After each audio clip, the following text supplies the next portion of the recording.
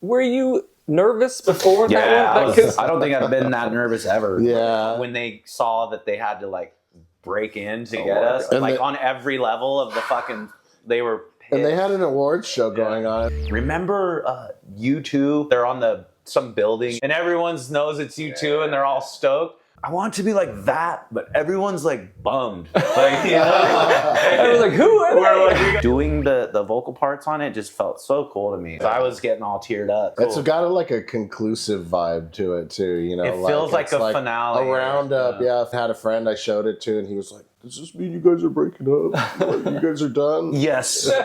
That's it. It does. I've been enjoying the music of Alien Ant Farm ever since the very first music video for movies came out a long time ago. And I've enjoyed the various epochs that the band has gone on through the years since then. In fact, their song Homage was the theme song for my wedding video some years ago. It's a true story. Wow. They're currently on tour across the UK for their latest album called Mantras. And we find ourselves here in Nottingham in advance of their gig tonight at Rock City. And I'm delighted to have the chance to chat to the band about that album and this tour. So thank you very much for your time. Yeah, thanks for having us. One of the things I'm interested in is your band seem to take the music side of things very seriously, but yourselves not so seriously at times. You can see it in the music videos. But also, what I enjoy is the slight wink in some of your song titles and your album titles at the beginning. And then this album, you've gone back to inserting the capital A for the Ant in song as the title. Is that kind of a statement piece that we're sort of going back to our core kind of principles of the band that we started a little while ago? Yeah, I don't think that it's so serious of a thing, you know. If the ant fits in there, we just kind of wedge it in. Maybe it's just a dad joke gone awry, you know. But because Anthology, I think maybe it might have started with our first record being called Greatest Hits. And we got a lot of like negative. We got a lot of positive reviews, but I think the negative review of people that just, you know, journalists that didn't get the joke, like, oh, why would they call their first, you know, outing Greatest Hits? How stupid is that, kind of thing? Like, well, yeah, that's kind of the joke, you know? Or that you get your whole life to kind of make your first piece and not very long to make your second. So Anthology just seemed like the no-brainer, because the Ant and what do you do after Greatest Hits is put out an anthology. So and that's we were like young, you know, yeah, we were having a good time. And now these things have become like just traditional with maybe fans and people that semi-know us or whatever. So it's fun to kind of put them... we're always trying to make each other laugh and like try and outwit each other with like sayings or putting words together or whatever. So we're trying to keep it witty for the fans and let them kind of, you know, check it out, trip out on it. It's fun.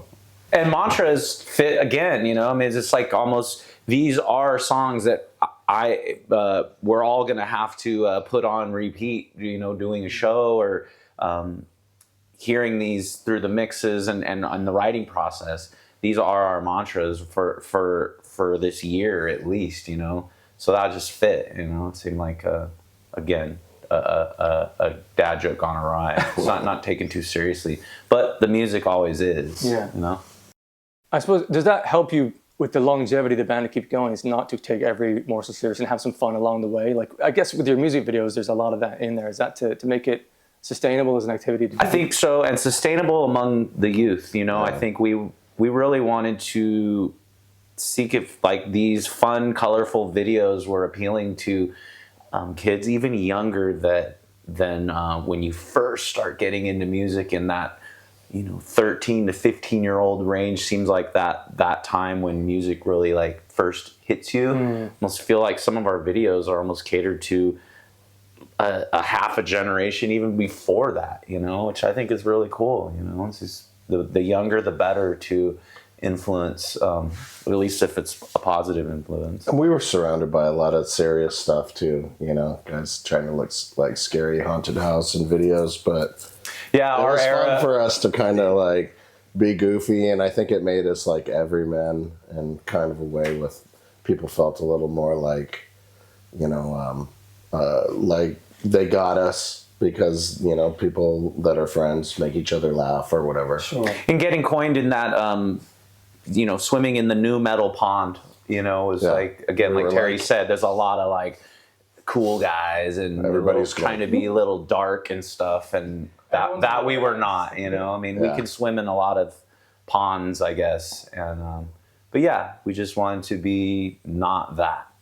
Yeah. As cool as that might be, we all grew up loving metal. I love a serious, cool looking dark band, but the fact that I would ever pretend to be one of the, you know, someone like that just seems ridiculous to me. Yeah.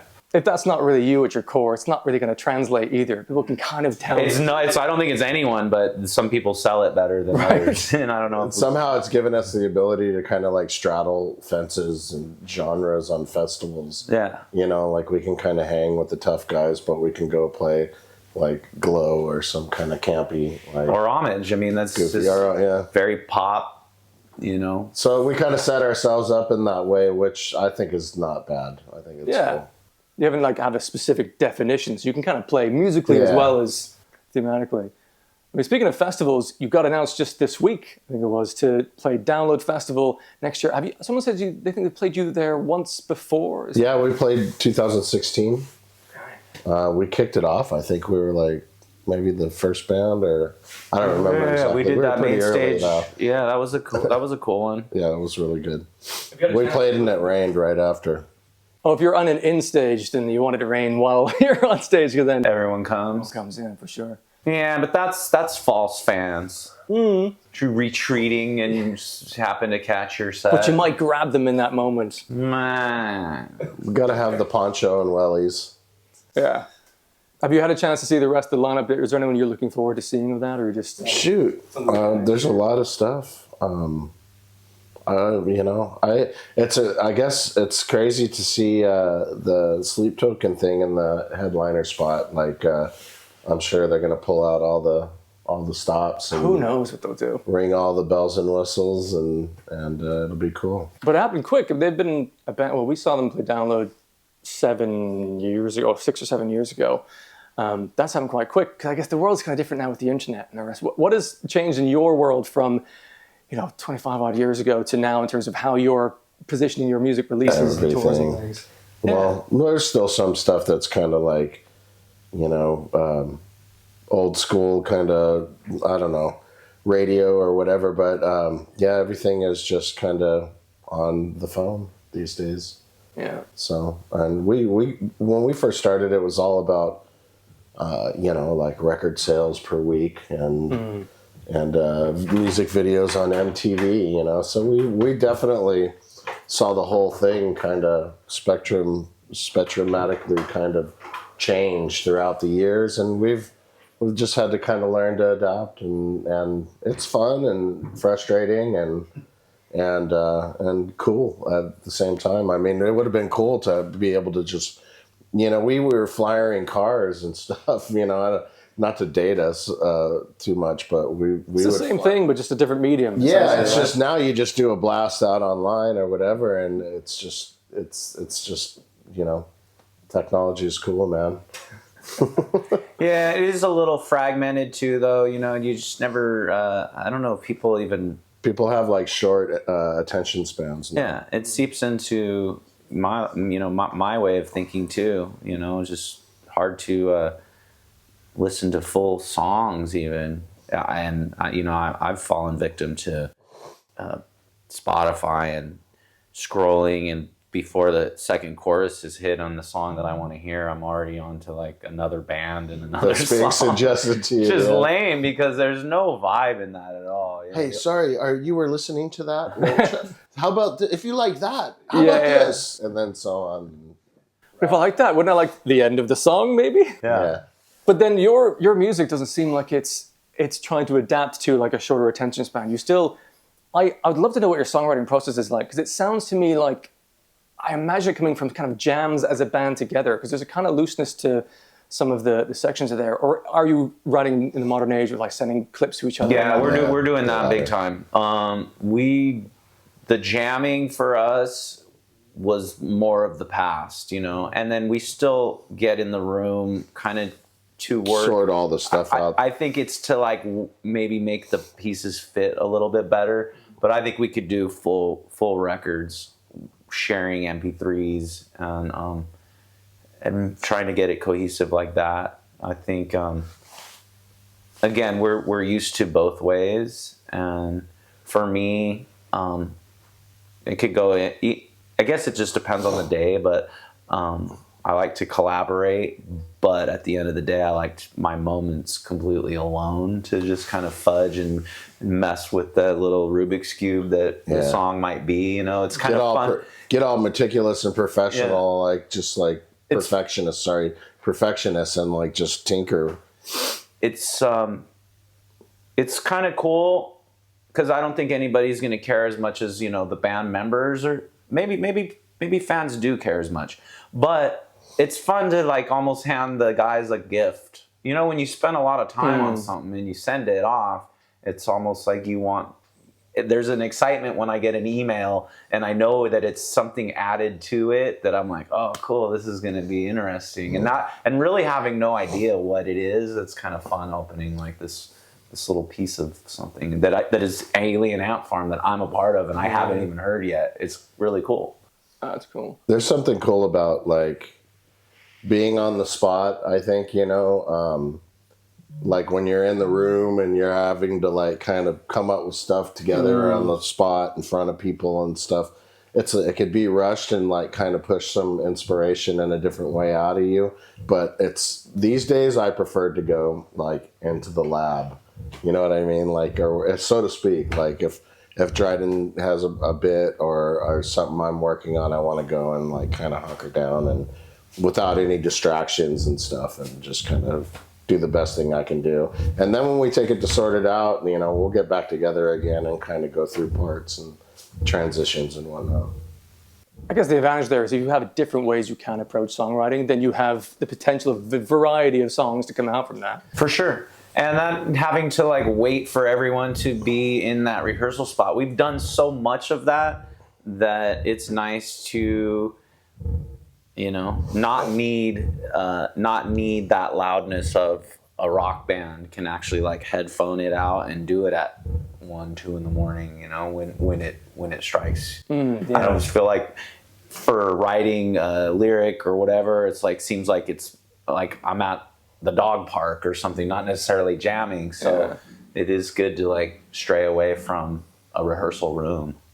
It's not the most, you know, conducive place to write about love or whatever the hell. Because it's usually a windowless room, a rehearsal or studio or something. Basement. When it comes to the lyrics for yourselves, there's a real kind of raw openness and vulnerability a lot of times in your lyrics. Does that come naturally to be kind of courageous with what you're putting out there about your take on the world, or is it for the sake of the art piece I want to do here, I want to stand by the things? Yeah, I don't know what the formula is. Sometimes I forget, like, I think that I have no clue how to write a song having just finished what I think to be a great song. You know what I mean? I feel like it's just zero again, and which is kind of fun and nerve-wracking, you know? I'm like, just when I think I have something down pat or something, it's just like slips through my hands again. I gotta like concoct this love, hate, misery or whatever it might be, you know? I think I'm 3 years sober now. I used to love to get fucked up and kind of go into those depressing moments, and I felt like I was a better writer somehow, being a little bit tilted. And I knew that was bullshit, you know, it's not really true. But I think the more you do anything, the better you can get at it. I mean, there's a point where on this record, I just constantly try and beat what I did, you know, maybe 2 and 3 and 4 times. Did a lot of like rewrites, I think. Which I never really did in the past. So if it even takes you back to what your original idea was, that's cool too. But I liked the fact that I exhausted every kind of like corner of the writing room before I decided on anything. And then beyond the lyrics themselves and the melodies you're coming up with, there's a lot you can do in the like post-production. I noticed in the song Fade on the new record, in the bridge, like the vocal effect on like the harmonies, a sort of washiness. What was how involved are you in that side of the production, or is that producer? Yeah, that was our producer, Lucas D'Angelo. He's in Paris, France. Is he? Yeah, he's in Paris. He mixed the record. See, that was more of his. Kind of had his final hands on everything, Yeah. you know? Yeah. I had actually made that at least a tighter harmony, because it is a cool kind of Phil Collins-y harmony that kind of got lost in there. But it's still, I love the vibe of it. I think it suits the song. I mean, I could have just said, why don't do that? Because it was not my idea. But yeah, I mean, that was something that was... Sometimes I love, if we're giving someone the trust or whatever to do something with it, I like to let them throw a little bit of what they do into it. If I felt that, you know, adamant about like not having that washed out sound like you're talking about, but for how kind of mechanical, it feels kind of it's got like this industrial feel almost, musically. Robot voice. Yeah, so exactly. Like, I mean, in a way, I understand exactly where he just kind of went there, you know, on his own. Yeah, it's great that I didn't fight it. Yeah, you can have the veto, as it were, as the guys in the band. But at the same time, if you can allow anyone who's helping shape a record to be somewhat invested themselves, then they're going to bring their A game to it. Absolutely. And there's just give and take. I'm not like, again, I like it, but it's like, if let him like do what he wants to do, he's going to make, I mean, I think when you hire someone, ultimately they're going to do the best job because their name is on it. But when you're giving them that, like, almost like carte blanche, I feel like they'll go the extra step to do songs like that maybe 4 songs later he's doing recalls because he feels like it, where he wouldn't have done that maybe, you know, because he just like digs that we're a band that lets him do what he wants to do, you know. Speaking of recalls, it took me longer than I would like to admit to realize during the song Mantras. I was like, after a while, I was like, I recognize this lyric. This is a lyrical callback. And then the next one. And then the next one, I was like, oh, the whole song is callbacks. Yeah. What was the inspiration behind that song and having that be the sort of album closer of Mantras? The music is like overdubs from a song called Glasses on the record. It's like the mellow kind of ballad. And we kind of sucked the band out of that and kept some guitar bits and some organ bits and some percussive bits. And it sounded just very like cerebral. Song, and almost. It just had still reminiscent. It had a great feel. And I had an idea for it. Again, that I thought was really cool.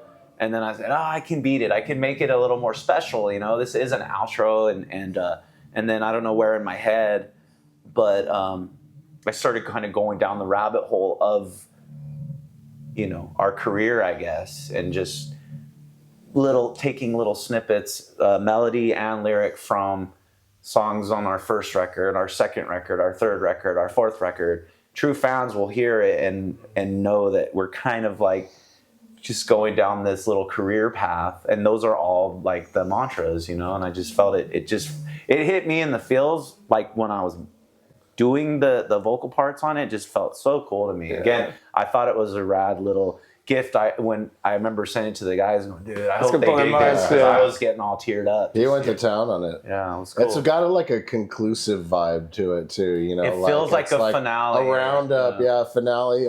I even had a friend I showed it to, and he was like, "Does this mean you guys are breaking up? Like, you guys are done?" Yes, that's it. It does. We're going to surprise everybody with it. I think you got a song like Storm's Over, which seems to be a song about kind of acceptance of things and moving on, which is less of a full stop. It's more like, is that in any way about the band and the place the band is at? I don't know. I mean, who knows where the idea creeps in and a little kind of seed. I like to think that it pertains to any relationship, be it, you know, a girl and a guy, a band, and yourself. I feel like more and more when I hear that song, it's obviously there's a verse. The second verse is talking about maybe a husband and wife, you know, almost like physically fighting, which never happened. There's a line about calling the cops or something. I've never had that happen in my life, but the scenario just kind of laid itself out. And when I hear the song now, I think is more just about, again, just trying to fight my own feelings of tearing myself apart and just beating the crap out of me and talking. Shit creeps into my head about what a bad person I am or whatever it might be, and I just wonder, like, where is this coming from? You're doing good things now, so I don't know. Just trying to fight that, trying to fight myself. it can be metaphorical in so many ways. Yeah. That's also the beauty of it. It sounds like you're leaving it kind of open for others to interpret it in their own life. Yeah. It could be substance. It could be mental health, anything. I don't want to take up too much of your time because I know you have a show coming up. One of the things I was really interested to find out about is the music video of These Days. Were you nervous before that one? I don't think I've been that nervous ever. Were the cops at the end of that really like they did show up to shut it down, or was that like they weren't happy? They were pissed off because we had deadbolted all the doors, so they had to get bolt cutters. And so when they knew it was like preconceived, okay, then it gets escalated. Okay, these kids are crazy. We're gonna go up and shut it down. Just turn it off. And then when they saw that they had to like break in to get us, like on every level of the fucking, they were. And they had an awards show going on. It's not like they weren't like, didn't have their hands full with like Snoop Dogg showing up in an armored vehicle and all this stuff. Like they didn't need that. We did mess up their live. Like you guys are set up right now. We just start blasting These Days. Right, yeah. They were pissed. I remember BET had contacted DreamWorks, our label at the time, and said they weren't going to play any DreamWorks artists on their channel anymore because we ruined their award show, and they had to cut to commercials. They played like 12 minutes of commercial. I remember telling my friends like, put it on BET tonight. And they're like, why? And I said, just put it on. It's going to be funny, And so it was cool. I mean, it was not cool for them, but cool for us. A very memorable music video. I was thinking about that. I was like, the kind of thing that you think, this is a great idea, let's do this. Now, on the morning of, you must be like, are we really going to do this? Yeah, I was nervous. And it was funny, when we were talking about making it, I forget who said it, but one of us, or all of us, we just like, remember U2? I think Still Haven't Found What I'm Looking For, or whatever. They're on some building in New York. Streets Have No Name. And everyone knows it's U2, and they're all stoked. I remember being like, I don't know that it was me, but someone was like, I want to be like that, but everyone's like bummed. I was like, who are they? We're like, we gotta find the place, Anyways, we're trying to find events going on at the time. We did the Christina Aguilera, Justin Timberlake parking lot. We crashed. We ran a huge float through the Gay Pride Parade, and we did the BET Awards. It's all and we made a video with all of them together, and it seemed to kind of not make sense. Okay. So and then we did a re-edit of the BET one, just seemed cooler, and that one like came together and looked really good. It was great. I'm nervous thinking about it. When we were trying to get out of there, like when we saw the cops coming up, and like some of the video people were like intercepting them, like the producer or whatever, and and like me and Dryden were just like sneaking around the edge of the building until finally they went kind of forward and we went behind them, and we just went straight down the steps all the way. And I remember coming out of the steps, it was like a movie, like the Blues Brothers or something. And we come out of the steps, and I see like 12 cops getting into the elevator to go up. Oh. So we're like, whoa. And then we had a rendezvous spot. We're like in the bushes at an In-N-Out burger. Did that just happen or what? That's amazing. I hope they got it. Just buzzing. We were so buzzing. Yeah. It was crazy. No, it's great. I mean, thank you for your time today. I've enjoyed our chat, and I'm enjoying the music you're creating, but also the wink that comes with it and having fun. It makes it an entertaining thing for a fan too. Cheers, man. Thank you. Thanks for your time, guys. Cheers, guys. Well, I'm back in my studio now. It's the day after that interview took place because, of course, the rest of that evening I was then watching the live concert of them and the support bands. I will do a live review video at some point soon when I have time to edit that whole thing together. But, man, that was so exciting for me to have the chance to chat to Dryden and Terry for as long as I did there within their dressing room before that gig. I've genuinely been a fan of that band for decades now, and it was really cool to get some insights into some of their songwriting processes and the rest. So hopefully you enjoyed that as much as I enjoyed putting this thing together. Do go check out their latest album called Mantras. I'll also put some links in the description of this episode to their socials so you can keep in touch with their music and their gigs coming up in future. If this is your first time to this channel, make sure you subscribe if you want more interviews like this in your YouTube homepage going forward. Thank you for tuning in. Hopefully you enjoyed this, and hopefully I'll see you in another video very soon.